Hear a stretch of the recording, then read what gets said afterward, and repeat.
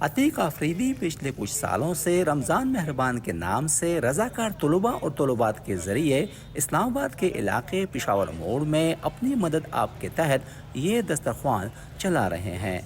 ان کا مقصد ایسے تمام افراد کو افطاری کرانا ہے جن کے لیے موجودہ معاشی چیلنجوں اور کمر توڑ مہنگائی کے باعث افطار کا بندوبست کرنا قدرے مشکل ہے۔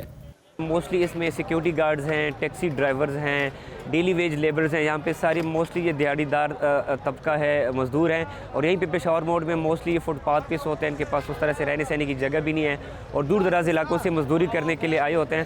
وفاقی ادارہ شماریات کی جانب سے ہفتہ وار بنیادوں پر جاری کردہ اعداد و شمار کے مطابق پچھلے 3 ہفتوں سے مہنگائی کی شرح میں مسلسل اضافہ ہو رہا ہے۔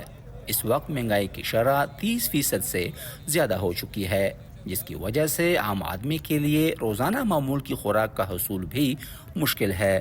خاص کر اس دور میں جس طرح ملک معاشی بدحالی کا شکار ہے تو لوگ کافی زیادہ افیکٹ ہو چکے ہیں، اور ہم نے اس سال یہ بھی نوٹ کیا ہے کہ مزدوروں کے ساتھ ساتھ فیملیز بھی، جو مڈل کلاس طبقہ ہے، وہ بھی دسترخوانوں کا رخ کر رہا ہے۔ مغرب کی اذان سے پہلے رضاکار یہاں آنا شروع ہو جاتے ہیں، پھر طلبات کی جانب سے سڑک کنارے دسترخوان سجانے کا کام شروع ہو جاتا ہے۔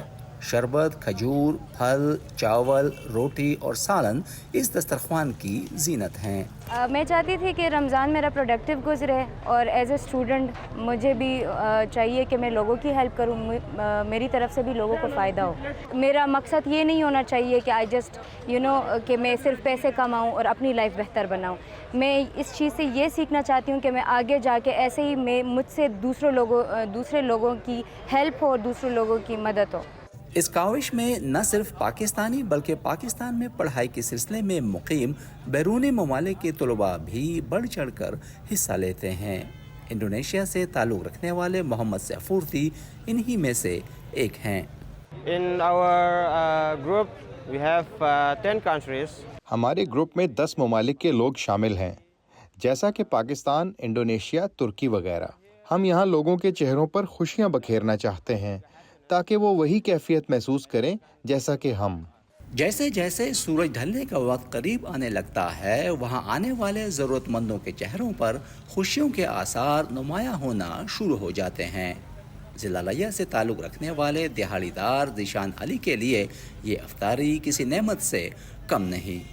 ہم مزدور طبقہ ہیں تو یہاں کام کے حالات تھوڑے صحیح نہیں ہیں، تو ہم اپنے خرچے سے سحری اور افطاری افورڈ نہیں کر سکتے، اس لیے یہ ہمارے لیے بہت بہتر ہے۔ اگر کوئی ہماری دیہڑی لگ جائے تو وہ پیسے ہم گھر بھیج دیتے ہیں، یہ ہم فری میں کھا لیتے ہیں، یہ بہت بہتر ہے۔ رمضان مہربان کے زیر اہتمام اس دسترخوان میں روزانہ تقریباً 500 سے زیادہ ضرورت مندوں کو مفت افطار کرایا جاتا ہے۔ منتظمین کے مطابق لوگوں کی بڑھتی ہوئی تعداد کے برعکس چیریٹی میں کمی دیکھنے کو مل رہی ہے۔ عتیق آفریدی کل اسی علاقے میں کسی اور جگہ نئے مینیو کے ساتھ ایک اور افطار کیمپ لگائیں گے، اور اس طرح یہ سلسلہ رمضان کے اختتام تک جاری رہے گا۔ نظر الاسلام، وائس آف امریکہ، اسلام آباد۔